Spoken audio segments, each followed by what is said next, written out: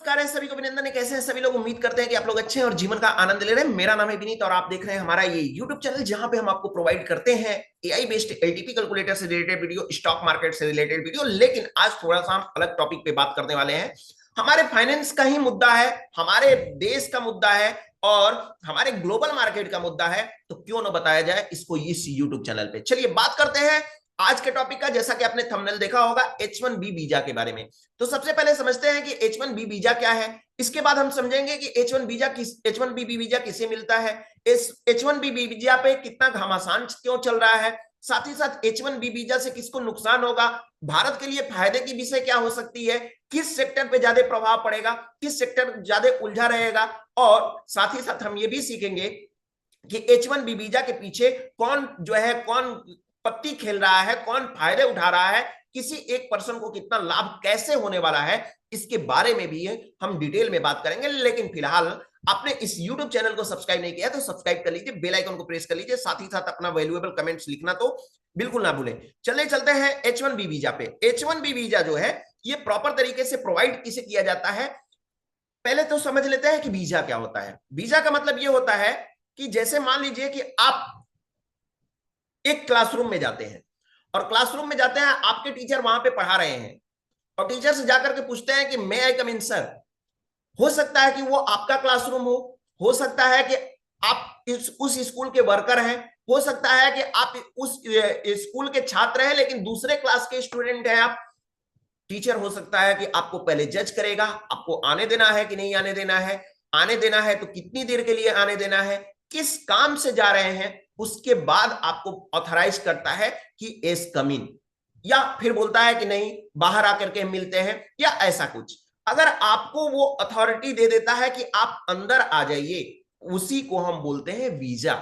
यानी किसी देश में हम जाना चाहते हैं तो उस देश की एम्बेसी हमसे पूछती है कि आप हमारे देश में क्यों आना चाहते हैं। हम बोलते हैं कि भैया हम पढ़ने आना चाहते हैं, हम आपके देश में घूमने आना चाहते हैं, हम आपके देश में इस जो है कंपनी में काम करने आना चाहते हैं, हम आपकी सुरक्षा की दृष्टि से आना चाहते हैं। हम बोलते हैं कि हमारा जो है डेमोक्रेटिक कोई पर्सन है जो कि आपके कंट्री में जाना चाहता है, कोई लीडर है, हमारे प्रशासन का कोई अंग है जो आपके कंट्री में जाना चाहता है। तमाम तरह की चीजें हो सकती हैं एक देश से दूसरे देश में जाने के लिए। ठीक है, अब इसको हम समझते हैं कि जैसे मान लीजिए कि सारी चीजों को छोड़ दीजिए, सारी वीजा अब अलग अलग हो गई। डेमोक्रेटिक आदमी है उसके लिए अलग हो गई, पढ़ने वाले हैं लोग उनके लिए अलग हो गई, घूमने वाले लोग हो गए उनके लिए अलग वीजा हो गया। अब H1B वीजा जो नाम दिया गया है वो वीजा उनके लिए होता है जो कि किसी कंट्री में, किसी कंट्री का मतलब जो अमेरिका में जाकर के अस्थायी रूप से दो जो है 3 साल के लिए वो अथॉरिटी मिलती है कि आप 3 साल तक इस कंट्री में प्रॉपर तरीके से रह सकते हैं। किसी को पढ़ने के लिए जाना होता है तो हो सकता है, किसी को वहां पे कंपनी में काम करना होता है तो इस तरह के वीजा होता है। ठीक है, तो 3 साल की अस्थायी आपको सदस्यता, यानी कि आपको नागरिक आप वहां के अस्थायी तौर पे घोषित हो जाते हैं। बाद में इसको बढ़ा करके 6 साल तक भी कर दिया जाता है H1B वीजा को।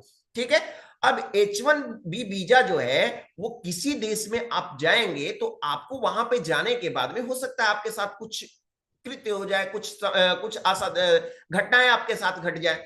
तो सिंपल सी बात है, वहां की कंट्री जो होती है वो बोलती है कि भैया हमको उसके एवज में कुछ पैसे दे दीजिए और हम आपकी जो है सुरक्षा प्रोवाइड करेंगे। ठीक है, उसके लिए आपको कुछ पे करने होते हैं। लेकिन H1B वीजा की एवज में थोड़ा सा इसमें क्या है, थोड़ी सी डिफिकल्टी है।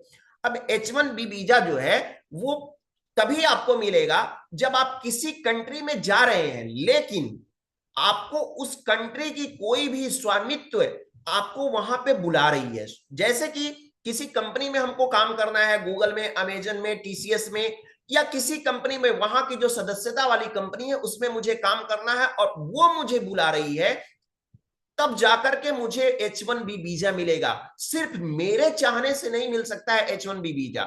अमेरिका की यूनिवर्सिटी में मैं जाकर के पढ़ना चाहता हूं और मुझे वो बुला रही है, तब जाकर के मैं वहां का H1B वीजा ले सकता हूं, अदरवाइज H1B वीजा मुझे नहीं मिलेगा।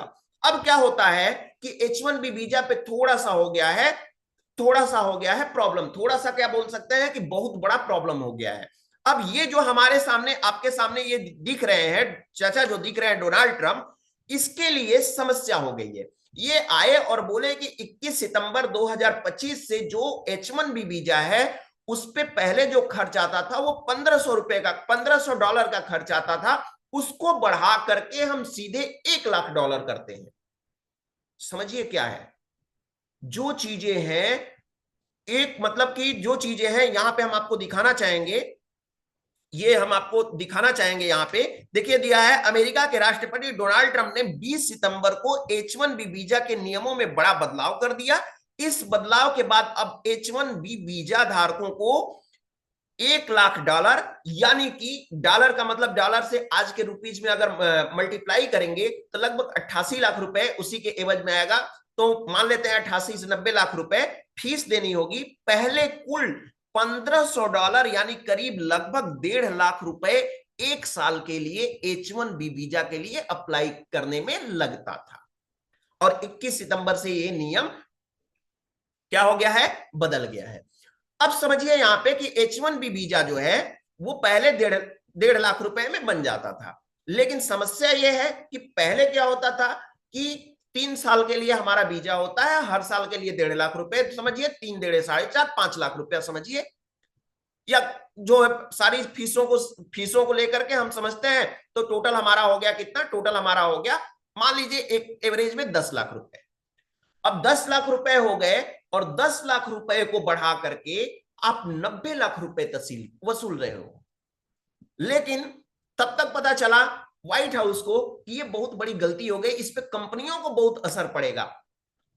कंपनियों को असर इन द सेंस क्या पड़ेगा कि कंपनियां जो है, जो ऑलरेडी कंपनियां अभी करंट में वर्क कर रही हैं, जो करंट में एम्प्लॉय वहां पे वर्क कर रहे हैं, हो सकता है कि वो अपने घर गए हों, वो अपने जो है कहीं किसी कंपनी के काम से बाहर गए हों, तो वापस अगर आते हैं तो ये क्या वीजा अप्लाई होगा? तुरंत आनंद फानन में व्हाइट हाउस से मैसेज आया कि नहीं, जो 21 सितंबर से नए रजिस्ट्रेशन होंगे उनके लिए ये चार्ज अप्लीकेबल होगा। वो चार्ज ये प्रोवाइड करेंगे, जो ऑलरेडी हैं उनका जब तक वो टाइम ओवर नहीं होगा उनके लिए कोई ये चार्ज अतिरिक्त शुल्क देना नहीं होगा। ठीक है, तो ये हो गया H1B वीजा का प्रोसेस। अब H1B वीजा से हम समझते हैं कि H1B वीजा से भारत को क्या इंपैक्ट पड़ने वाला है, या इंपैक्ट जो होगा भारत को इससे क्या बेनिफिट या इसमें कितने एडवांटेज या डिसवांटेज होंगे, इसके बारे में हम देखते हैं। यहां पे दिया है कि अगर हम बात करते हैं टॉप कंट्री में, बात करते हैं कि सबसे ज्यादा अगर कोई H1B वीजा लिया हुआ है तो वो इंडिया का आदमी है, इंडिया का आदमी है। दूसरे नंबर पे चाइना है, तीसरे नंबर पे कनाडा है। लेकिन चाइना और कनाडा की कंपैरिजन आप इंडिया के मुकाबले करेंगे तो बहुत कम है, आप नंबर देख सकते हैं। ठीक है, अब इंडिया के लोग जाते हैं तो किस फील्ड में ज्यादा ज्यादा अमेरिकन जो है वो किस जो बाहर के जो नॉन अमेरिकन है वो किस फील्ड में है? ऐप सॉफ्टवेयर डेवलपर में 29% है, कंप्यूटर सिस्टम इंजीनियरिंग में जो है आर्किटेक्ट में 11.4 है, यहाँ पे दिख रहा है सिस्टम सॉफ्टवेयर डेवलपर में 8.5 है। इस तरह से अलग अलग सेक्टर में, अलग अलग कंपनियों में इस तरह से जो है फॉरेन, अमेरिका के लिए फॉरेन जो है वो नॉन अमेरिकन वहां पे वर्क कर रहे हैं।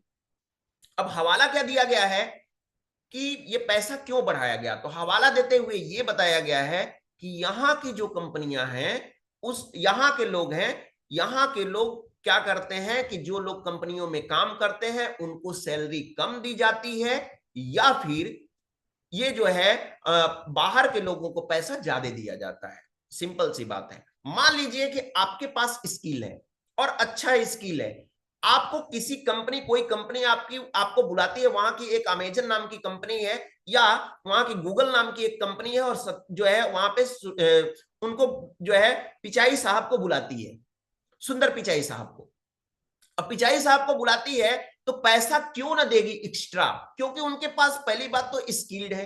अब आप बोलेंगे कि क्या अमेरिकन के पास स्किल्ड नहीं है? अमेरिकन के पास भी स्किल्ड है, लेकिन हमारे पास उनसे ज्यादा स्किल्ड है, तभी तो वो पैसा जो है, वो पैसा और भी सैलरी बढ़ा करके हमको देने की कोशिश कर रही है, ताकि हमारा H1B वीजा का जो है, हमारे लिए H1B वीजा प्रोवाइड किया जा सके और मुझे वहां पे रखा जा सके।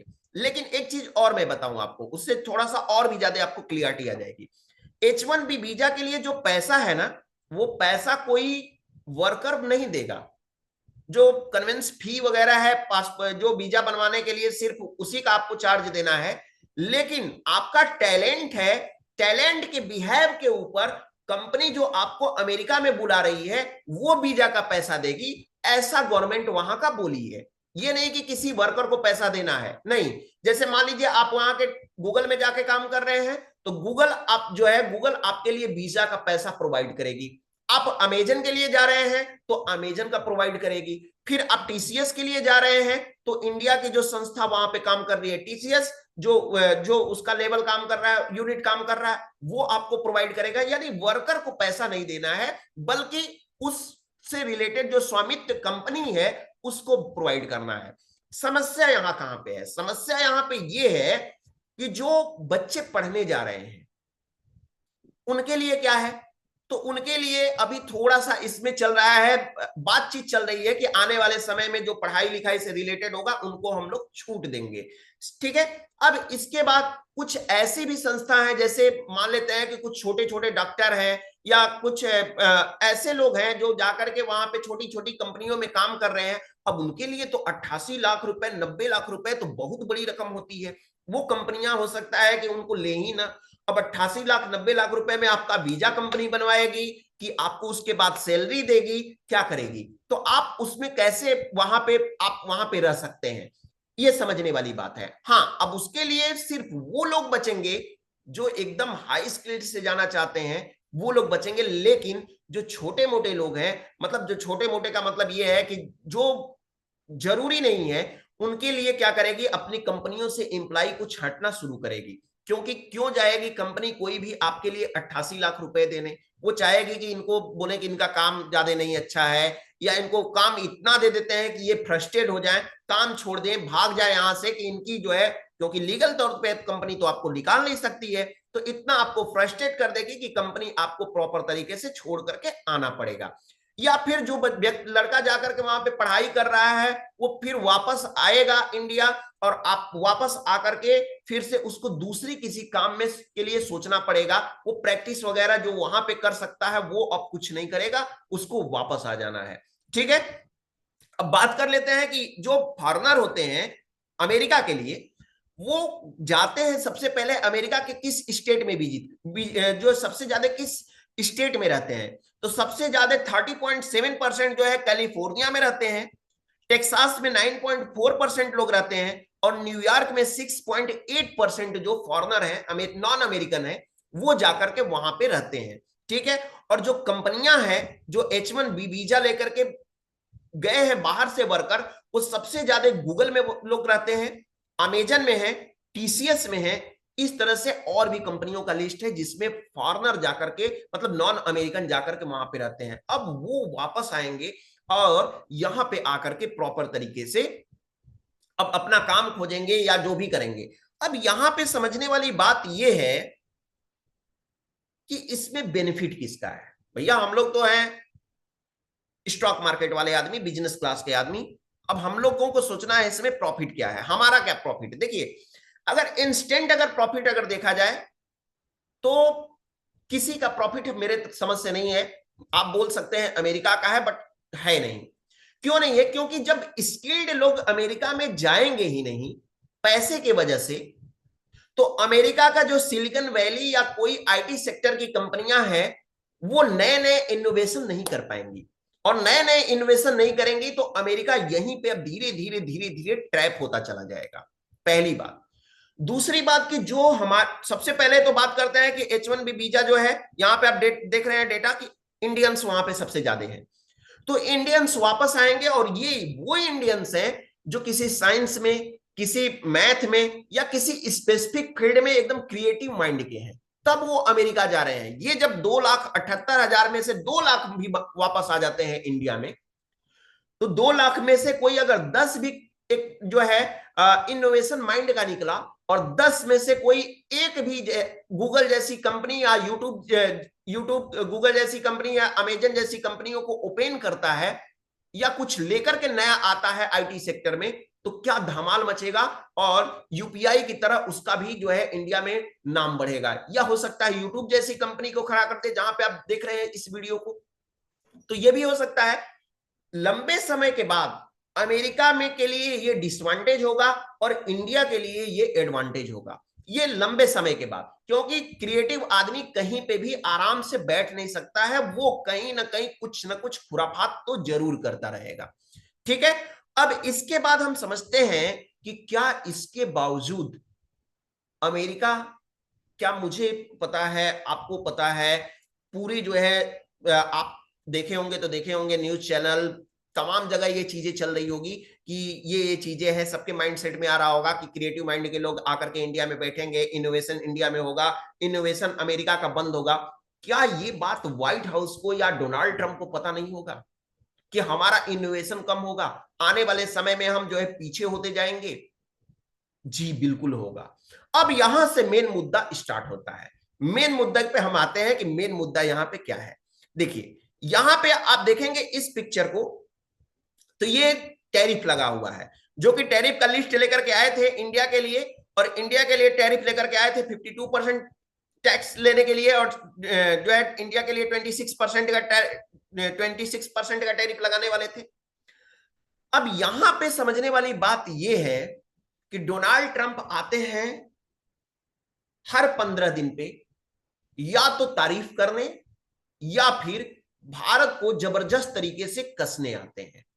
अब यहां पे क्या होता है, अभी जैसे नरेंद्र मोदी साहब जी का बर्थडे था 17 सितंबर को, तो वहां पे बोले कि कॉल करके बोले थे रात में, आधी रात को, कि मोदी जी को हैप्पी बर्थडे, यानी पोलाइटली बिहेव किए। अब लगा कि अमेरिका भाई ठीक है रुख में है, हमारे साथ में काम कर रहा है, लेकिन नहीं, अमेरिका का रुख जब डोनाल्ड ट्रंप, चूंकि डोनाल्ड ट्रंप एक बिजनेसमैन आदमी है, और बिजनेसमैन आदमी को सिंपल बात है कि उसको चाहिए भैया पैसा, बाकी कुछ नहीं। अब डोनाल्ड ट्रंप क्या करते हैं कि पोलाइटली बिहेव करते हैं, तो लगता है कि मार्केट थोड़ा सा हमारा क्या होगा, थोड़ा सा हमारा मार्केट अच्छा होगा, तो वहां से कॉल बाय करते हैं, खरीदारी करने की कोशिश करते हैं, साथ ही साथ मार्केट को वो क्या करते हैं, थोड़ा टाइट करते हैं, थोड़ा सेंसेशन लगाते हैं, बाउंडेशन लगाते हैं, थोड़ा उस पर कसते हैं, तो मार्केट जाता है नीचे नीचे, तो वहां पे उनकी शॉर्ट सेलिंग चलती है। यानी इस तरह से मार्केट से पैसा कमाने का धंधा जो है वो डोनाल्ड ट्रंप का कई बार आपने देखा होगा, चाहे वो टैरिफ लगाने वाली बात हो, या फिर कहीं ना कहीं से अमेरिका को युद्ध जो है भारत पाकिस्तान के युद्ध के समय भी था, या फिर चाइना के समय चाइना के मार्केट से लूटे, या अलग अलग तरह के कई तरह के मार्केट से वो जो है पैसा बनाने की कोशिश की। ठीक है, अब सारी चीजों से ये थक गए, तो बोले कि अब क्या किया जाए, तो ऐसा काम किया जाए कि भारत के आईटी सेक्टर को तबाह किया जाए। भारत का आईटी सेक्टर तबाह नहीं होगा, मात्र 88 पॉइंट के गैप डाउन ओपनिंग के साथ में मार्केट नीचे गिरा था, उसके बाद मार्केट फिर से पकड़ लिया, क्योंकि सबको पता है कि ये बूढ़ा आदमी जो है वो कर क्या रहा है। ठीक है, और आने वाले में समय में देखिएगा H1B वीजा जो होगा, मुझे जहां तक लगता है कि इसमें और भी बहुत सारी ढील दी जाएगी, क्योंकि जब इस पे शॉर्ट मार्केट गिर जाएगा, पैसा इनका बन जाएगा, तो फिर आएंगे ये दूसरे किसी टॉपिक को लेकर के, और ऐसा ना हो प्रभु आपके चक्कर में कि आप अपने पार्टी को खा जाएं, और आने वाले समय में विपक्ष के लिए या तो कोई नई पार्टी ही ना रहे, या फिर नई पार्टी बना करके लाना पड़े अमेरिका में। तो ऐसा ना करिए कि आपके पार्टी में कोई उसका जो है कहा जाता है ना कि शोर धो डालिए, तो ऐसा ना हो कि जड़ ही धो डालिए, बचे हुए लोगों को भी रहने दीजिए और उनको कमाने खाने दीजिए। तो ये चीजें हैं, और ये H1 वीजा का ये प्रोसेस है। तो आपने समझा होगा प्रॉपर तरीके से कि H1B वीजा किस तरह से हमारे लिए, हमारे कंट्री के लिए आगे चल करके बेनिफिट दे सकता है। हम ऐसे ही और भी वीडियो लाते रहेंगे। कैसा लगा हमारा वीडियो ये वाला, थोड़ा सा आप इसके बारे में बताइएगा कि कैसा रहा आपके लिए वीडियो। मैंने सोचा कि आपके लिए क्यों ना एक सिंपल लैंग्वेज में H1B वीजा के बारे में पूरी डिटेल्स दी जाए। कैसा रहा वीडियो, इसके बारे में आप जरूर बताइएगा, अपना राय कमेंट बॉक्स में लिखिए। और आने वाले समय में आपको क्या लगता है कि डोनाल्ड ट्रंप क्या कर सकते हैं, या डोनाल्ड ट्रंप इसके लिए क्या कर सकते हैं, इसके बारे में आप जरूर बताइए। फिलहाल आज के लिए इतना ही, फिर मिलते हैं हम आपसे एक नए टॉपिक के साथ, एक नए वीडियो के साथ। तब तक के लिए आप सभी लोगों को हमारे तरफ से नमस्कार।